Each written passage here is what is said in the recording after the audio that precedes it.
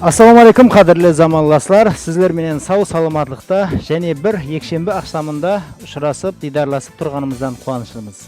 Ассаламу алейкум. Бүгінгі күнгі демалыс күніңіздің ақшамыда мазмұнлы өтуінің тарептарымыз һәм бүгінгі көрсетуімізді назарыңызға ұсынамыз. Саламат тұрмыс тәрізі бұл ұзақ өмір сүрудің кереуі. Дұрыс айтасыз, шпакерлеріміз, тарауқанегелері бізге көп әрдайым естетеді тұрақты түрде спортпен шұғылану һәм дұрыс ауқатлану тәртібіне әмел ету бойынша. Шпакерлерimiz бізге спортпен тұрақлы түрде шұғылануды һәм де дұрыс ауқатлануды ұсыныс етеді, бірақ біз базыда бір қалеп яки болмаса басқа бір себептермен бұны біз дұрыс әмелге асыра алмаймыз. Дұрыс айтасыз. Не үшін олай? Негізінде дұрыс ауқатлану тәртібі қандай? Тұрақты түрде спортпен шұғылануда қандай көңілпені өзімізде пайда етсек болады? Демек, бүгінгі меймандарымызбенен міне осы тема атрапында сәлбеттесеміз, сұрауларымызға жауаптар аламыз, пікірлер алмасамыз. Hamda әдеттегідей бүгінгі көрсетуімізді бір yoshliq qo'shiqпенен бастап аламыз. Marhamat studiyamizga O'zbekiston Mamlakatlik Filarmoniyasi Qoraqalpog'iston Respublikasi bo'limining qo'shiqchisi Paraxat Xalmuratovni murod etamiz. Assalomu alaykum. Xo'sh keldingiz көрсетуімізге, marhamat sahnamizga. Paraxat, bugun bizning көрсетуімізге qanday qo'shiq tayyorlab keldingiz? Көрсетуге assalomu alaykum ең әуелі. Қызыл алма атлы шоқ qo'shiq алып келдім. Marhamat, onda olay болса, тамашагөйлерімізді көп күттірмейміз, hamda олардың көңіл күйін және көтеріп алу үшін yoshliq qo'shiqпен көрсетуімізді бастап аламыз. Marhamat.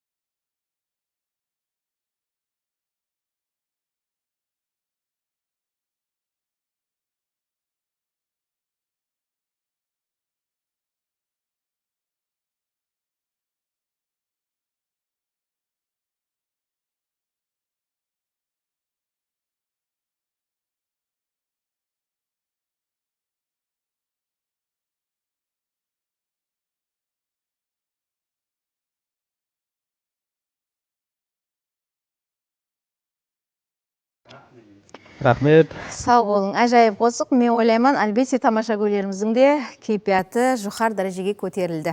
Бұл қосықтан соң. Рахмет. Парахатқа өз minnettarchiligimizni bildiramiz hamda көрсетуімізді бастаймыз. Бүгінгі көрсетуімізге бірқатар мейманларды мұрат еткенбіз. Ерте таңнан сол таңның атуын жүгірүү менен таза хаба астында жүгірүү менен баштайтын bir заманласыбыз бар. Һәм biz оны студиямызга мурат эткенбиз. Кубатбай ага Есбойсынов. Мархамат Кубатбай ага, сизди студиямызга мурат этебиз.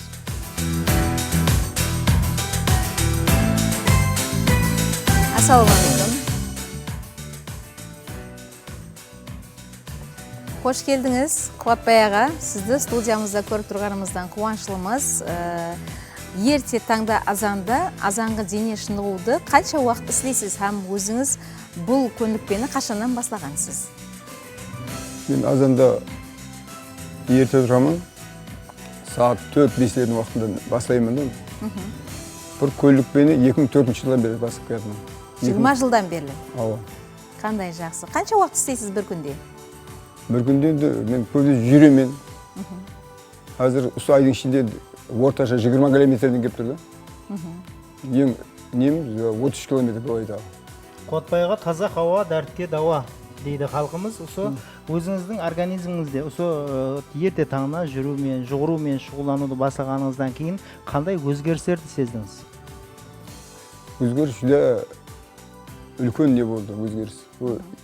2004 жылы жаңа аяғым ауырып неғылдым бұл. Солардың кейін мен жүруді бастадым да.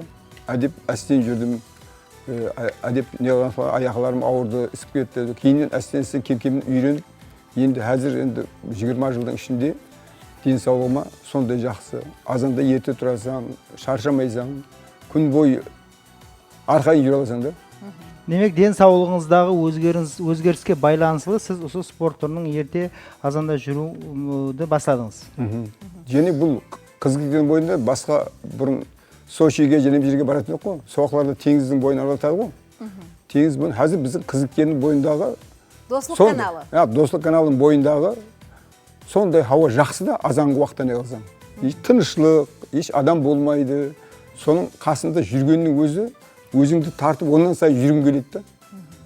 Сол денсаулығыңа сондай жақсы не қылады. Мен соны ойлаймын да, бізді кислородпен тәминлейтұғын қыз келгеннің су, достық каналының суы да.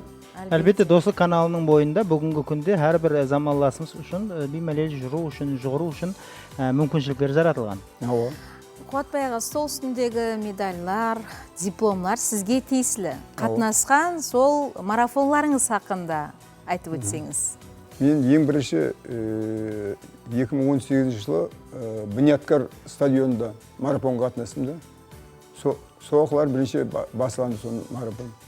Онан кейінгі марафонлар барса келмесе болды. Міне үстімде киімдерім бар, барса келмесе несі. Мына медалларым солды. Онан кейін жаңа неге қатынастық. Аралдағы кеше, ең кейінгі болған аралдағы. Кеше Хиуаға барып келдік. Біз көп марафонларға қатынасып бармыз. Марафонларға қалдырмайды да біздер. 68 жастасыз. Жасылар менен бір сапта жүгіріп, жақсы нәтиже көрсету сізге қандай сезімдер алып келеді? Үлкен ләззат алып келеді. Өзіңді бір сондай жақсы сезімді. Кеше 12 июнь күні классымыздың 50 жылығы болды. Соның ішінде не қылады? Сен телевидениеде көрдік, дәру келіп не қылады да. Сен не қылып жүрсен бұндай біздер не қылмаймыз. Көп классын балаларын не қылса көрсек орнынан тұра алмайтын болып қалады. Теңдестеріңізге салыстырғанда сіз анағұрлым тетіксіз. Сондай болып.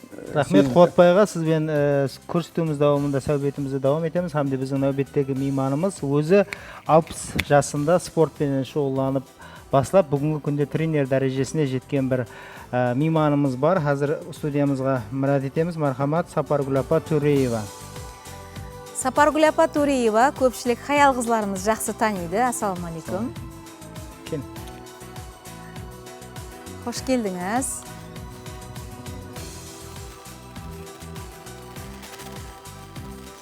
Микрофонды беріп жібереміз. Мейманымызға қош келдіңіз. Сізді студиямызда көріп тұрғанымыздан қуаныштымыз. Қазір сізді таныстыру барысында Әділ айтып өтті. Өзі 60 жастан спортпен шұғылдануды басылаған. Бұл рас па? Ава, мен 60-ға шыққанда, пенсияға шыққаннан кейін 60 жасқа толғанда сол йоганы қаяқтан келіп қалған білмеймін, бірақ йогамен шұғыланып басладым. Йогамен шұғыланып басылғаннан кейін менің денсаулығым себеплі шұғыланып бастадым да. Денсаулығым кішкентайымда көптеп ауыратын едім мен.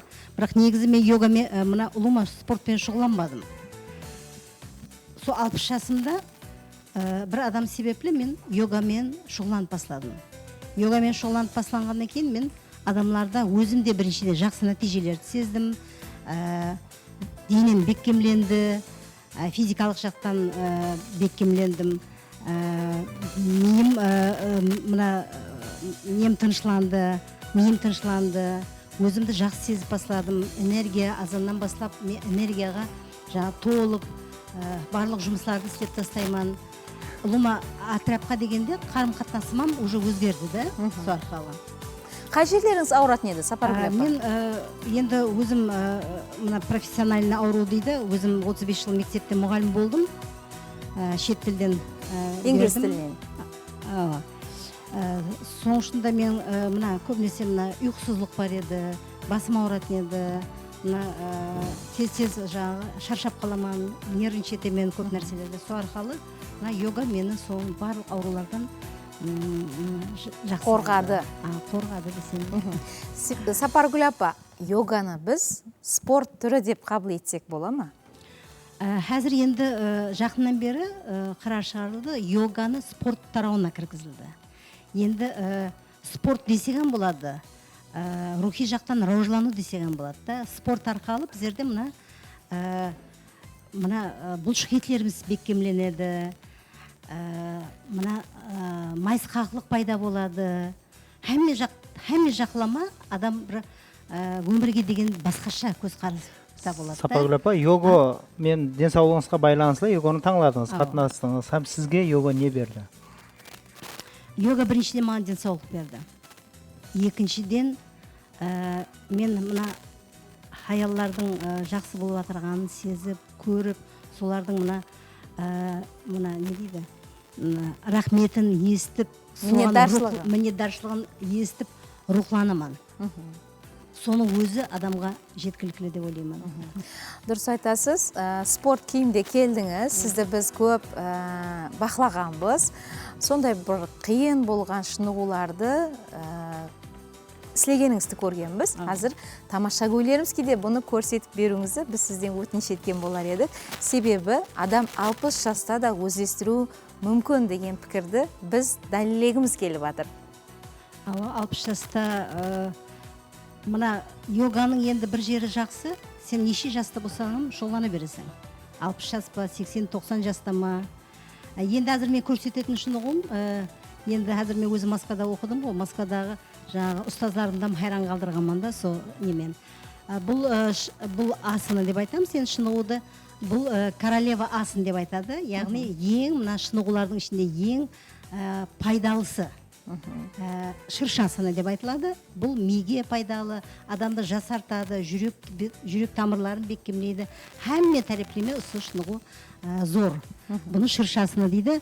Мен әзір өзім басымда тұрып беремін. Жүзді жақсы, мархамат. Бұны үшін студиямызға сол спорт кілемшесі бар.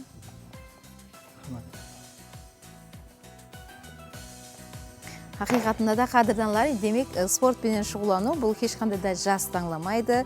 Сіз қайсы жаста болуыңызға қарамастан өзіңізде қалеу болса, демек шұғылансаңыз болады екен. Біз режиссерімізден өтініш етеміз. Сәл камера объектін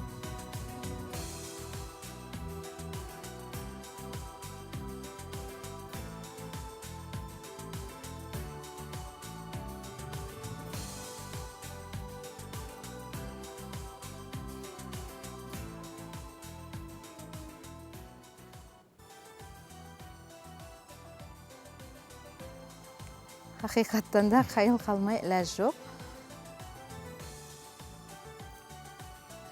Және қандай шынығулар бар, Сапаргүл апа? Енді шынығулардың түрлері көп.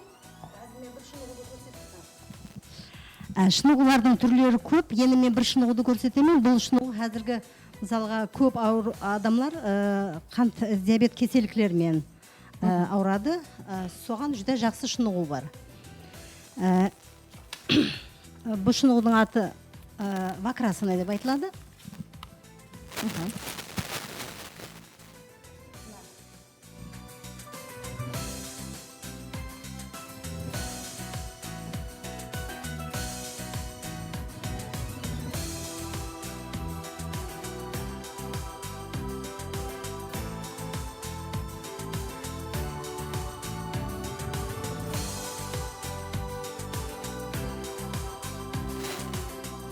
Шынығуды мысалы қант диабетлік кетеліктер күнде істеп тұрса жүдә жақсы пайда етеді.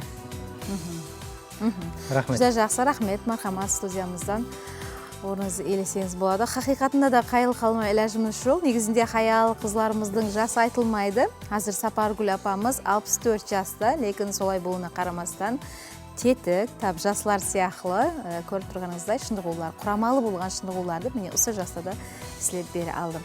Рахмет, сізбенен біраздан сәубетлесеміз, біз нәубеттегі мейманымызды студиямызға мұрат етсек. Мархамат, нәубеттегі мейманымыз Шпакер газетасының бас редакторы Жахид Данабаев болады. Жахид аға, студиямызға қош келіпсіз. Ассаламу алейкум. Жахид ағамызда ерте таңнан күнді дене шынығуы менен бастауды әдет еткен, солай ма? Мархамат.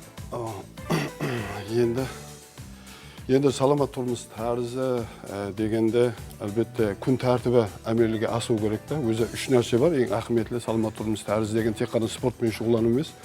Бұл демек күн тәртібіне әмел ету, әмде дұрыс ауқатлану, әмде дұрыс психологиялық халда жүру, яғни позитив хал деп айтамыз ғой.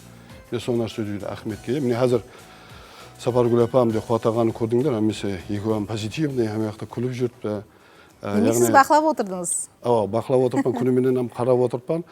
Әмде адам өзін сол тұрмыста бәрібір әрқилы жағдайлар болады. Әмеяқта кеуілді көтеруге, позитивный болып отыруға, позитивный болып жүруге, дұрыс жақсы затларды айтуға әмеяқта кеуіл бөлу керек. Әмде сол біздердің денеміздің ішіміздегі химиялық, биохимиялық процесслерді ұнамды кешуіне жәрдем береді. Әмде саламат тұрмыс тәрізі сол күн тәртібінен баслану керек.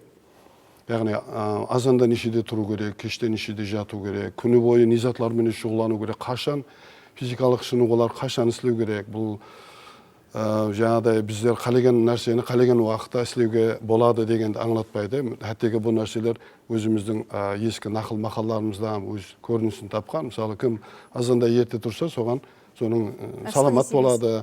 Мол болады. Есесіне Құдай Тағала береді. Лекін сөзіңізді бөлімен Жахид аға, бірақ сіз айтқандай әрдайым позитив болып жүру, ямаса сол тұрақлы түрде, спортпен шұғылану тұрақлы түрде, дұрыс ауқатлануға әмел ету жағдайлары туыла бермейді. Адамда. Жағдай дейсіз бе?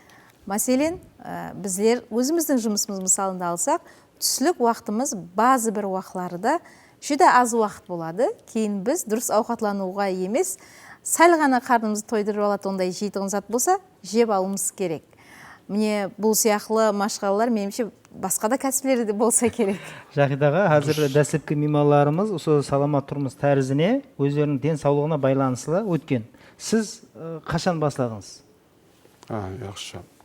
Енді өзім кәсібім мұраш болғаннан кейін, Шпакер болғаннан кейін, денсаулықпенен байланысты мәселелерменен үйреніп жүремен. Әмде соның үшін адам илажы барынша Құдайдың берген жылын жасау керек, жасын жасау керек. Әмде кітапларда жас қойыпты, ескі кітапларда адам 100 жылдан аслам жасуға потенциалы бар. Адам туылған уақытта оның маңлайына 100 жылдан аслам өмір жазылған, бірақ біздер өзіміздің саламат емес іс-әрекетлерімізбенен, тұрмыс тәрізімізбенен сол жылдарымызды кемейтеміз. Соның үшін бұрыннан кетірген білім бар. Шпакер, ұстаз, әмде юрист бұл сол кәсіп иелері жәмиетке бір үлгі болатын кәсіп иелері. Адамдарға бәрібір бір мерекелерде, той мерекелерде бір қандайда бір ұшырасып қалған уақытта денсаулыққа байланысты сұраулар береді. Енді жаңағы ұлбаған сіздің неңізге келетін болсақ, сұрауымызға адам бәрібір біздер өзімізге шарайт жаратуымыз керек. Жұмыс деп, мысалы біздерге Япония әмде Кореяның халқын біздерге не қылады? Мысал келтіреді, олар көп жұмыс істейді деп, бірақ адам өзінің жұмысында жұмыс деп денсаулығынан айырылып қалғаны дұрыс емес. Оның үшін біздер өзімізге шарайт жаратуымыз керек. Рахмет. Сіз қазір айтып өттіңіз тамаша көйлерге. амел ету керек ұзақ өмір сүрудің қағидаларының бірі бұл әрдайым позитив жүру. Позитив жүруде қандай ұсыныстарды маслихат етесіз? Енді позитив жүру үшін, позитив жасау үшін білім керек.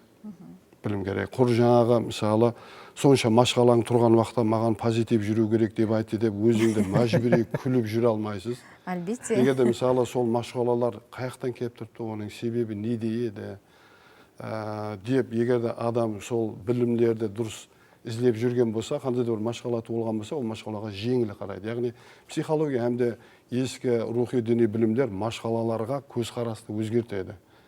Бұл өзі дүния сонда бұл жерде ешқашан машқала таусылмайды. Сол үшін біздер сол машқалаға көзқарасымызды өзгертуіміз керек. Адамдар әдетте психологқа келген уақытта түнеріп келеді, бірақ азғантай позитив шығып кетеді ғой. Не үшін? Себебі психолог оның көзқарасын өзгертеді. Басқа еш нәрсе болмайды. Психолог оған пұл тауып бермейді, немесе машқаласын шешіп бермейді, көзқарасын өзгертеді. Сол үшін бізде сол дүнияда көзқарасымызды өзгертіп, машқалалар өзінен өзі сөнетін жағдайлар болады. Және бір қызықтыратын сұрау бар. Біз әлбетте спортпенен тұрақты түрде шұғылдануды қалаймыз. Қызықсыны басылаймыз да, лекін әрдайым оны әдетке айландыра алмаймыз. Өзімізде күш таба алмаймыз, қандай да бір нәрсені себеп қыламыз. Көңілікпені пайда етуде ше, адамлар не істеу керек?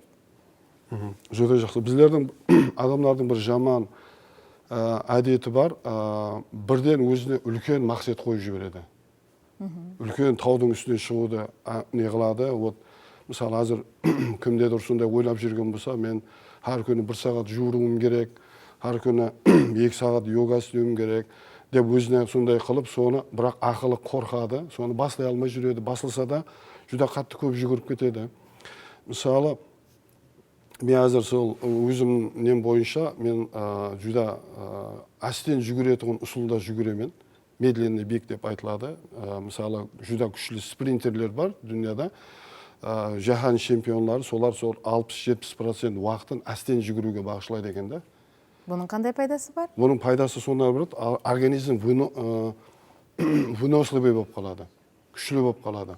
Мысалы, егер де біздер бірден жаңағы өкпеміз өшіп қатты жүгіретін болсақ, 1 сағаттың ішінде уақытта біздер тез шаршап қаламыз, әмде жүгіруді жек көріп қаламыз біздер. Егер әр сапары шаршап қала беретін болсақ.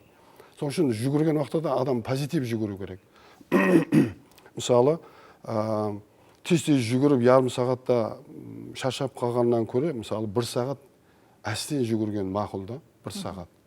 Сол уақытта да сол тез жүгірген эффектті нәтижені алуға болады, бірақ сіз жүгіруді жақсы көресіз. Сіз әстен жүгіріп атырыпсыз, бірақ жүрегіңіз тренировка алып атырып та, барлық мүскілдер тренировка алып атыр. Ұстазлар айтады, тренерлер, жүгірген уақытыңызда медленный бег, әстен жүгірің, чтобы пенсионер қасыңыздан өтіп бара тұрғанда сізден озып кетсін дейді.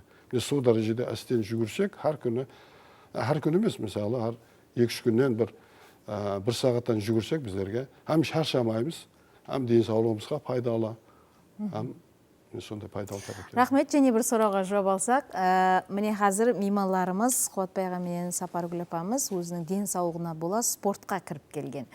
Сізде спортпен шұғылдану тұрақты түрде қалыптастыруде не себеп болған? Қалайынша өзіңізді әдетке айландырғансыз? Енді өмір бұл үлкен жауапкершілік. Алдымызда әр бір адамның өзінің мақсаты бар. Үйде мысалы бала шаға бар, туған туысқан бар, әмде жәмиет алдында қандай да бір жауапкершілік бар. Қалеген адам ұзақ жасауды қалайды. Сол үшін сол жауапкершілікті түсініп тұрып, сол спортпенен шұғылдану, әрекет ету керек. Себебі бұдан басқа адамда мақсатлер болады, жоғарыланған мақсатлер бар, мысалы рухи мақсатлер бар. Сол мақсатлерді адам үлгеріп қалу керек. Әмде соның үшін ілажы барынша ұзақ жасау керек, әмде күш қуат керек. Бұлардың бәрін тек қана спорт береді. Рахмет. Рахмет, денсаулыққа байланысты, осы спорт түрлеріне байланысты және бір бізде халқымызда ұшырасатығын, көпшілікте ұшырасатығын машғалалардың бірі бұл артықша салмақ. артықша салмақты жоқ қылу мақсатында айрым хаял қызларымыз өзінің асқазанларын операция қылып бір қиыншылық жағдайларға түсіп қалып жатырғанын жиі естіп тұрамыз. Яки болмаса және науқастанып жатырғанын естіп тұрамыз. Соның үшінде бұл сұрауларға айдылық кірту үшін біз студиямызға мұрат еткенбіз. Артықша салмақ не, оны қалай турлауға болады. Сол мәселелер бойынша біз сөйлесу үшін нәубеттегі мейманымызды мұрат етеміз. Қарақалпақстан Республикасы медицина институтының оқытушысы Азим Матякупов болады. Мархамат, сізді студиямызға мұрат етеміз. Қош келдіңіз, мархамат. Студиямызда біз көріп тұрғанымыздан қуаныштымыз. Хақиқатында да Адил айтып өткендей, артықша салмақ бүгінгі күнде дүния жүзі бойынша көпшілікті қинап келмекте.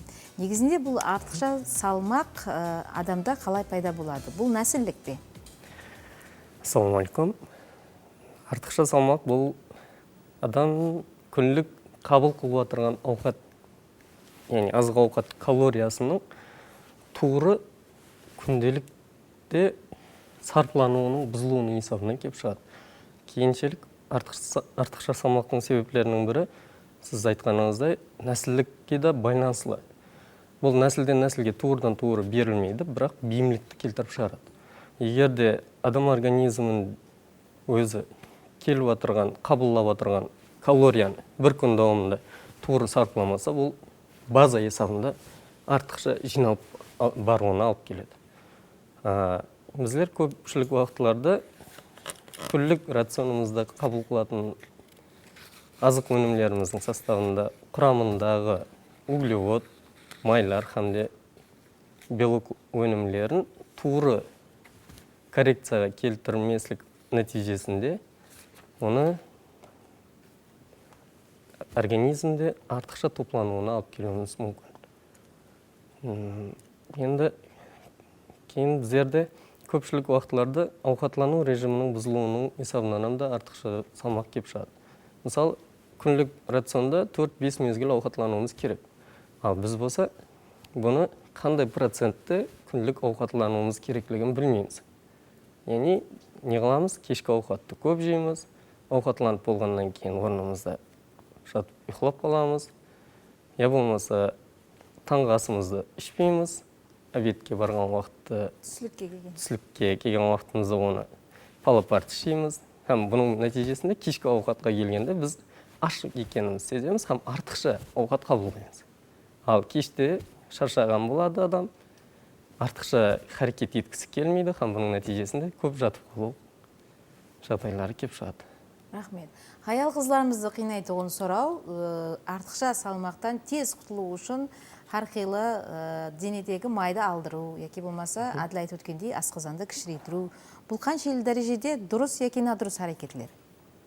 Тура қазіргі күнде адамларымыз тез һәм аңсап азу ұсуларын іздеп жатыр. Бұл енді медицинада пластик хирургларға болған талапты арттырады. Асқазанды алдыру. Асқазан бұл қандай орган? Бұл босылықлы орган. Біз асқазанның көлемі не себептен кеңейеді? Артықша ауқат жегеніміздің есебінен ол резинкадай созылады. Біз алдырды дейлік, бірақ рационды туыры ұсламасақ, 2-3 жылдан кейін асқазанымыз өз қалпіне қайтып келеді. Ал бұның нәтижесінде болатын болса, қайтылдан семіріп кету жағдайлары жүзеге келуі мүмкін. Біріншіден. Екіншіден, операция бұл өз кезегінде қорқынышты, әрқилы асқынулар себеп болуы мүмкін. Бәрібір инсан өміріне қандай да бір өзінің кері тәсірлерін көрсетеді. Қауіп салады. Майды алдырулар ше? Артықша? Медицина тілінде бұл липосакция деп айтылады, яғни артықша майларды алдыру. Бұлан бір хирургиялық әмелият есептелінеді. Алдыру болады, алдырғанда, бірақ ол да өз кезегінде кері нәтижелерді келтіріп шығаруы мүмкін. Бәрібір терінің асылып қалуына алып келеді. Уақытында егер адам физикалық шынығуларменен келіп отырған ауқат hamda шығып отырған энергияны туыры коррекциялайтын болса, денені норма халатында аздыруға болады. Яғни тері салбырап қалмастан, өзі организмде біз тек қана артықша салмақты дененің сыртқы көрінісіне қарап анықтаймыз да. Ал бұл менен липосакция қылдық дейлік мәлі. Денеміз сыртқы көрінісінен азды. бірақ қан тамырдың ішіндегі ішкі босылықларының ішіндегі майларды алып тастау мүмкінсіз. Айтқанда бұларды алып тастау липосакция қылып бұл қиын.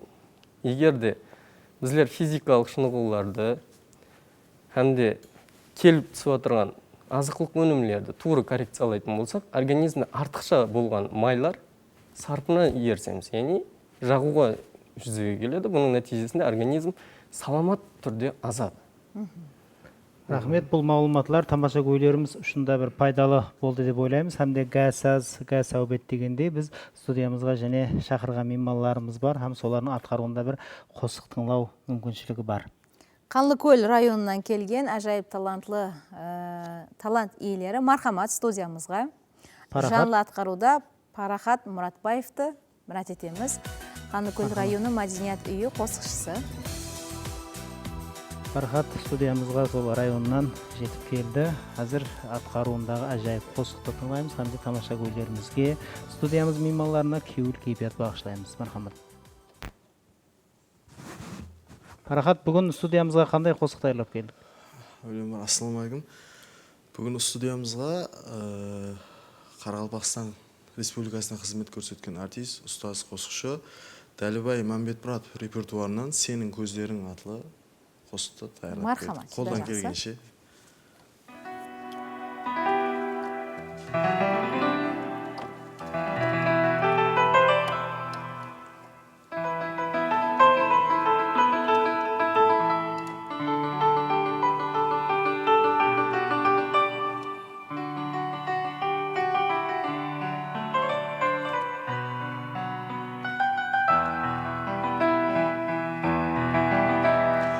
Кейде ұшырасқанда назбенен бағып, бейғам жүрегіме ғұл-ғұла салып, ішқы мұхаббатың отын ау жағып, сырлы баққандай ма сенің көздерің, сырлы баққандай ма сенің көздерің. Ішқы мұхаббатың отын ау жағып, сырлы баққандай ма сенің көздерің, сырлы баққандай ма сенің көздерің.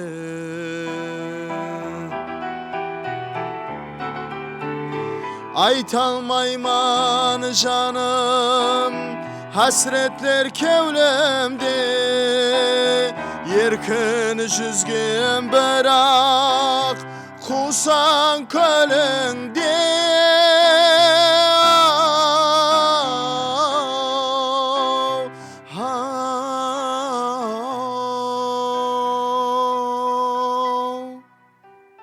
Ойымдасың батың атың тілімде, мың жыл назбенен күлер көздерің, мың жыл назбенен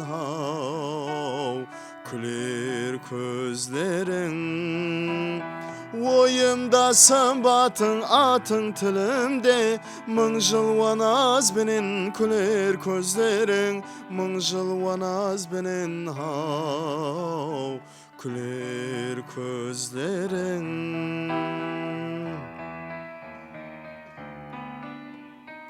Менің жүрегімде сағыныш болар, келбетің кеулімде бір нағыз болар. Айшы жауным неге жүрегің тулар, сырлы баққандай ма сенің көздерің, сырлы баққандай ма сенің көздерің. Ayçı canım nege yüreğin tuğlar, sırlı bakkandayma senin gözlerin, sırlı bakkandayma senin gözlerin. Akşa bulutlar mısan, alыс алыста, екі жайранмысаң, бетке шабысқа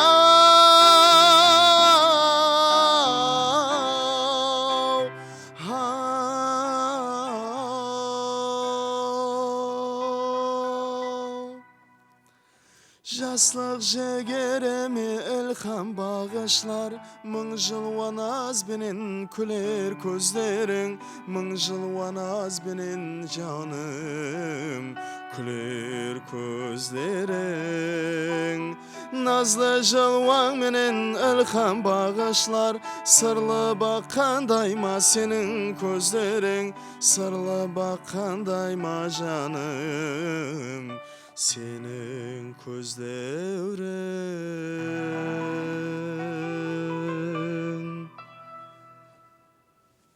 Рахмет, сау болың дейміз. Ажайып. Сабетімізді давам етіреміз. Саламат тұрмыз тәрізі хақында меймандарымызбенен мен сұрауды Қуатбай аға менен Сапаргүл апаға бермекшімін. Әр дайым спортпенен тұрақты түрде шұғылануыңыз нәтижесінде дұрыс ауқатлану тәртібіне әмел етесіз бе, яки болмаса сол біздің халық бейімлескен қамырлы, нан жей бересіздер ме? Ауқатлану тәртібіңіз қандай? Мысалға, йога менемен шұғыланғаны, енді сен күнде шұғылансаң йогамен, ол уақытта микрофоны бар. Йогамен шұғыланғанда мына организм өзі тәртіпке түсіреді. Яғни сен ішкі құрылыстарың өзі нормаға түсіреді. Ішкі құрылыстар асқазан кішірейіп басылайды. Кішірейіп басылғаннан кейін сен уже мына қамырлы ауқатларды онша жей алмайсың. Қалемейсің, мазалыны онша жей алмайсың, жегің келмейді да. Не только мен әзір мысалға қатынап жатырған қыздарым айтады да соны. Әсте ауқатты кемейтіп жатырмыз дейді, азайтып жатырмыз дейді. Сол арқылы мына йоганың пайдасы деп ойлаймын да. Қуатбай аға, сізде қандай ауқатлану тәртібіңіз? Менде ауқатлану тәртібі, мен 87 жылы Сочиге демалуға бардым. Сонда Еременко деген барар жерде сендердің ең неғып қалған жеріңіз деді, түнгі 11-де положида жатасыз деді. Әне сөйлерді құртатын жер сол деді.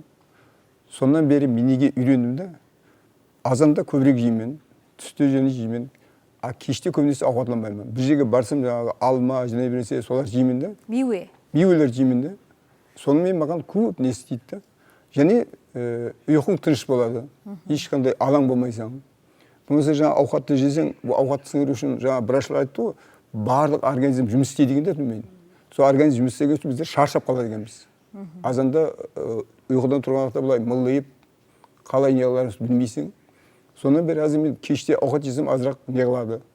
Нагрузка түседі да неге. Ал ауқат жемей не қылсаң, тыныш ұйқылайсың. Қазір организміңіз үйренген солған. Енді 87 жылдан бері қанша уақыт болды? Отлично үйренді бәрінен. Оң тарепімізде шпакерлеріміз бар.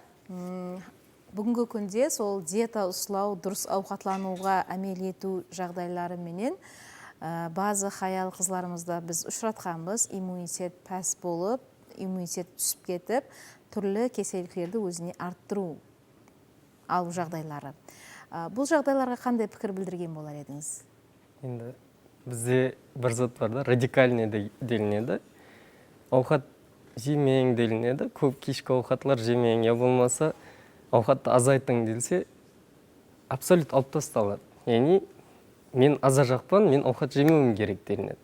Ал біздің организм күнделіклі har энергияға керек болатын өзінің углевод, май һәмде белокқа болған талап бар. Соны қанағатландырмаса, организмде иммунитет хәлсізленіп бастайды. Бұның нәтижесінде қосымша кеселіктердің келіп шығуына себеп болуы мүмкін. Біз енді диетаға ұстап отырған адамларға өткенде айттым ғой, азыр асқазан бұл босылықлы орган. Біз ауқатлануымыз керек. Ауқатты неден басламамыз керек? Бірінші болып салатлардан. Жеңіл, яғни энергия бермейтін, кем энергия беретін калориялы, бірақ витаминлерге һәмде минерал элементлерге толы болған затлардан. Біз асқазанымыз ярым литр деп алатын болсақ, 200 грамм ауқат деп алатын, 200 грамм салат алсақ, қалған 300 грамм ауқат менен ақ толады. Бұның нәтижесінде болса, энергиямыз аз, бірақ сапалы энергиядан пайдаланамыз біз. Азим өзі тамаша көйлерімізде сондай сұрау туылып отырған болуы мүмкін. Дұрыс диета өзі қандай? Өзі диетаның қандай түрлері бар? Диета өзі кеселіктілерге қарап столларға бөлінеді. Диета столлар. Әрбір кеселікте бірінші столдан 15-ші столға дейін диета столларымыз бар. Енді бұл кеселік түріне қарап, әмде дәуіріне қарап біздер диеталарды береміз.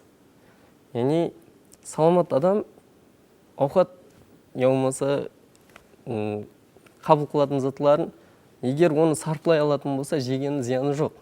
Енді артықша жемесе. Мысалы, асқазан кеселіктері бар, жарасы, қантылы диабет бар, гипертония кеселігіміз бар, яғни қан басымының көтерілуі.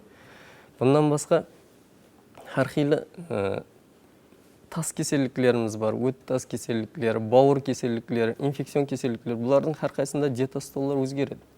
Енді бұл біріншіден шпакерменен ойласқан халда әмелге асырылады диета стол. Енді саламат ауқатлануда, мысалы, күнделікті біздің дейтін ауқатымыздың айтып өтті, 15-20% азанғы завтракқа туырыл келу керек. Азанға ауқатлануға? Азанға таңғы асқа туыр келеді. Обедқа ауқатымыз, түслігіміз бұл 35% құрайды.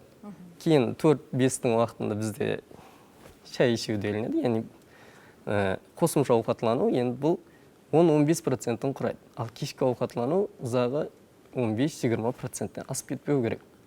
Бізде не қыламыз? Бізде халқымыз бұның керісініз дейді. Ақиқатында да біз көбірек тойымлы, мазалы ауқатты кешқұрын барып пісіріп жеуге әдетленгенбіз. Кейін хаялларымыздың арасында мазалы затларға өшілік қысы барды. Жоғары.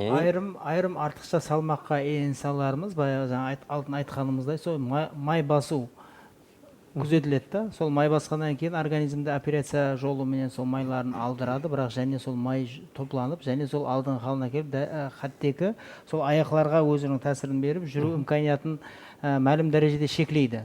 Бұл организмді май басып кетпеу үшін, оның алдын алу үшін нелерге етібар беруіміз керек? Енді май басу не себептен кеп шығады? Біз организмде гормонлар бар да. Инсулин, глюкагон деген гормонлар бұл метаболизм процесін басқаратын гормонлар деп айтылады. Яғни организмге түскен углеводты керегінен артығын запас ретінде май есабында сақлайды. Ал біз ашлық халатына түссек, біз мысалы күнделікті жеген ауқатымыз 1-2 сағаттың ішінде уже таусылады. Бірақ біз азанда жегенімізден кейін обедке дейін энергияны аламыз, қайықтан аламыз. Бұл запастың есабынан кеп шығады. Яғни артықша біз жинап қойған затты, бұл глюкагон гормонының есабында энергияға майларды глюкозаға айландырып береді. Яғни біздерге энергия сипатында ажыратып береді. Енді сіз айтып отырсыз, дұрыс, қозғалыс тірек системасына бұл тәсірін көрсетеді артықша салмақ. Мен мысалы өз ұсы салмақта жүргенмен, 12 жылдан бері ұсы салмақта жүремін. Мен 60 кило болатын болсам, мен өзім ИМТ деген зат бар, индекс масса тела делінеді. Орысша айтылғанда, яғни дене салмақ һәм бойдың қатынасы нормада, соған қарап әркімнің өзінің индекс масса теласы ИМТ-сы анықталады, яғни сәйкес келу керек. Ол нормада, норма жағдайда 18-де 5-тен 25 аралығында туыры келеді ол. Енді онан кейін семізлік басталмастан алдын артықша салмақ, онан кейін семізлік кеселігі басталады. 1-ші, 2-ші, 3-ші дәрежелі бол.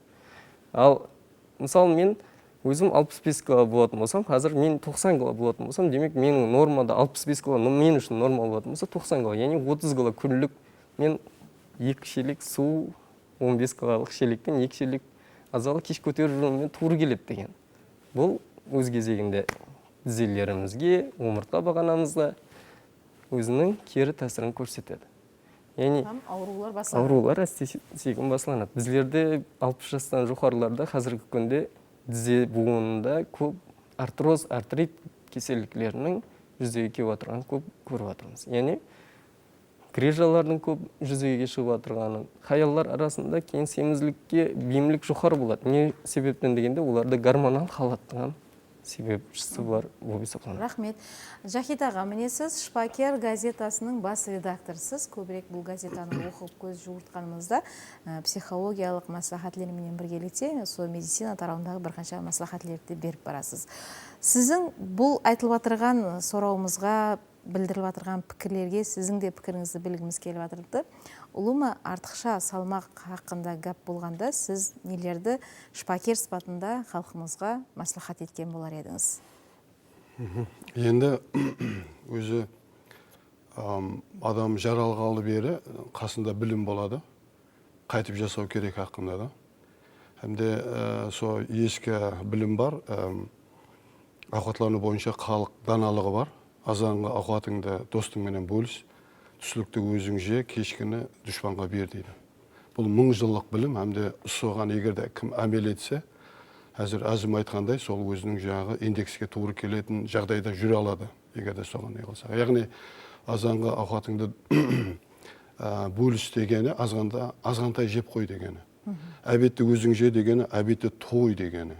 Түслікте тойып жеуіміз керек. Тойып жеуіміз керек, түсте тойып жеуіміз керек. Кеште дұшпаныңа бер дегені, кеште жеме дегені. Әмде егерде ұсы бұл диета сақлаудың дымда керек жоқ. Егерде ұсының өзі диета. Әмде сол үшін егерде ұсындай қылып жасасақ, сонда Абу Али ибн Синаның әмде басқа ұлы ұстазлардың гәпі бар ғой, сенің ауқатың саған дәрі болсын дейді. Яғни біздерді сондай қылып ауқатлануымыз керек, сол ауқатлану арқылы біздердің денсаулығымыз бекемлену керек, әмде біздер ұзақ жасауымыз керек. Егерде осы мына халық даналығына әмел етсек, яғни азанда не жеу керек мысалы, және азғантай жеу керек, әмде мейуе жеу керек азанда. Азанда жаңағы колбаса, май, хлеб, нан, мынау емес. Сол мейуе жеу керек өзі, еске кетірген білімдер бойынша түсте. Лекін мейуеге іштей болмайды да азанменен.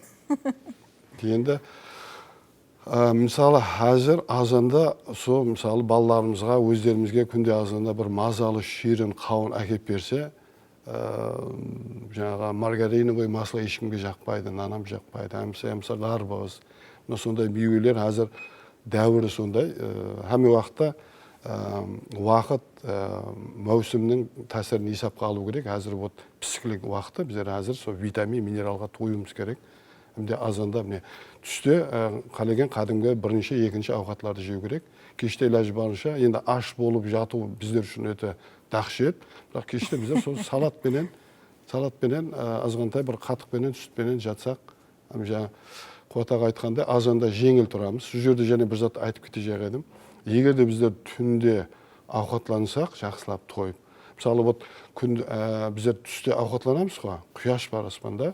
Әмде ескі білімдерге көрі құяш адамның ауқат сіңіруіне жәрдем беретін планета есепланады. Түнде құяш жоқ, ай бар. Түнде әме орган демалу керек. Егерде біздер сағат 8:30-да жақсылап тұрып палау жесек, сол палау түніменен ішегімізде тұрады, ол ешқаққа кетпейді. Әмде ол егерде көшке араласқан болса, ол азғантай айныбам неғып тұрады азанда. Бұны қуатаға біледі.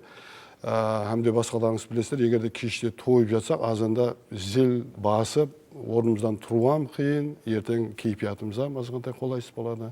Әмде бұл денсаулығымызға зиян. Соның үшін кеште иләж барынша алдастырып, асқазанды не қылу керек. Кейін мына біздердің асқазан ішегіміз, мына иммунитет деген сөзді әмеміз естеміз ғой, білеміз. Иммунитет адамның асқазан ішегіне тікелей байланысты. Егерде асқазан ішегіміз асқазан оты деген сөз бар. Мысалы, асқазан деген сөзді көз алдымызға келтіріп, бір қазан ішінде ауқатлар қайнап отырған көз алдымызға келеді. Әмде сол біздер надұрыс ауқатланасақ, түнде ауқатлансақ, азанда қатты тойсақ, әбетте дұрыстап ауқатланбасақ, онда сол біздер асқазан отын азғантай өшіріп аламыз. Егерде асқазан оты сондай зақымданса, онда біздердің иммунитетіміз төмендейді. Себебі азық ауқат бұл адамның өмірде үлкен ахметке ие. Рахмет. Свет апа, сізді көріп, замандастарыңыз сіздің өзіңіздегі денсаулығыңыздағы өзгерістерді көріп, сізге еріп, сол йогаға барып, шоғланып атырған болса керек. Көпшілік аял қызларымыз бар. Көбісі енді бірақ аял қызлар. Көбісі келген уақытта айтқандай жаңа салмақты түсіреміз деп келеді. Енді салмақ бірден түспейді, әлбетте. Оған тұрақлы шоғлану керек. Сонымен бірге мен ауқатлану жолларынан айтып кетемін оларға. Мен мысалға өзім 5 мәрте ауқатланамын, бірақ азғантайдан. Азанғы уақытта мысалға мен миуеден басламаймын еш уақытта. Себебі миуе адамның азанғы уақытта сразу мына инсулинді көтеріп жібереді. Мен белоктан баслаймын да. Азғантай мен мына нутрициологиямен шұғыланып, себебі менің кәсібім һәмме тәреплеме үйретуім керекпен да. Шынығуларды үйреттім бе, мен питаниянам, ауқатлану жолынан үйретуім керекпен да. Түсіндік беруім керек те аялдарға. Белок дегенне, жир дегенне, углевод дегенне, солардың барлығын түсіндік беремін. Сол арқалы асте-асте азады аялларда. Азғанда да мына көбінесе мына йога арқалы азады.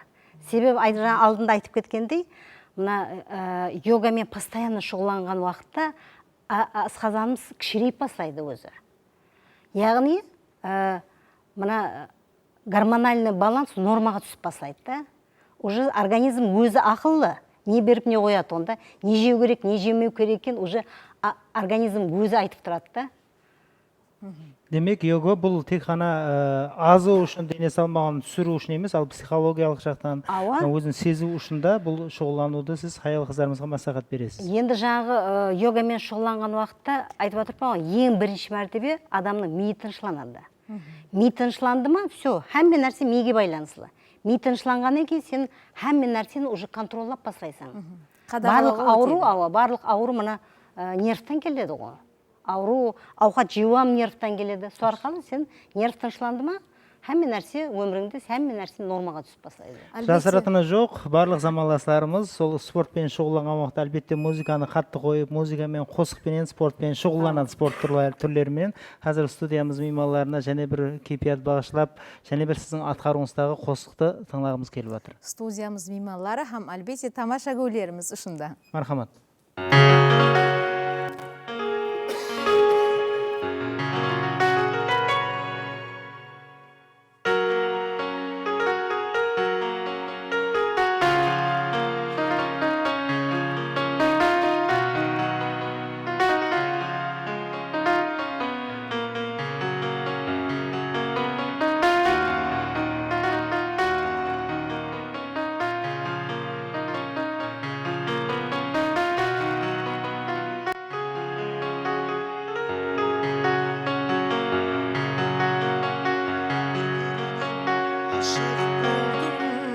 Қызға білмеймін мен қызбен жүрген қызық па, не себептен сол қыз маған ұнады, жас жүректің махаббатын қозғады. Жасық шақта шын махаббат жерден қаталысып тұрсақ та, шын көңілден мені сүйсең білсем ау, жүрегіңде махаббатың қалмас па.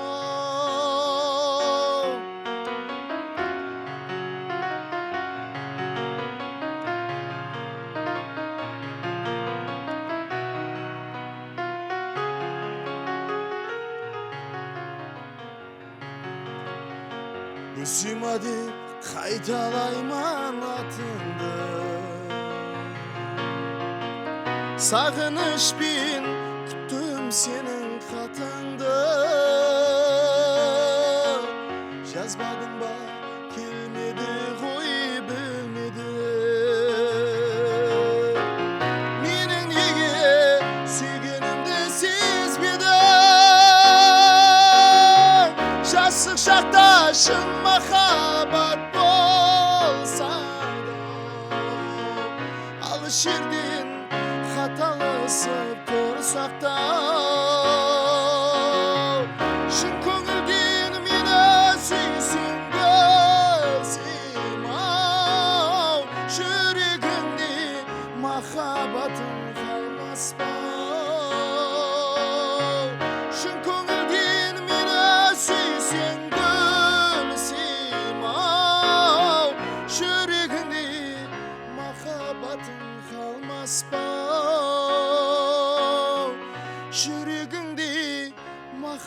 қымбатың қалмас па.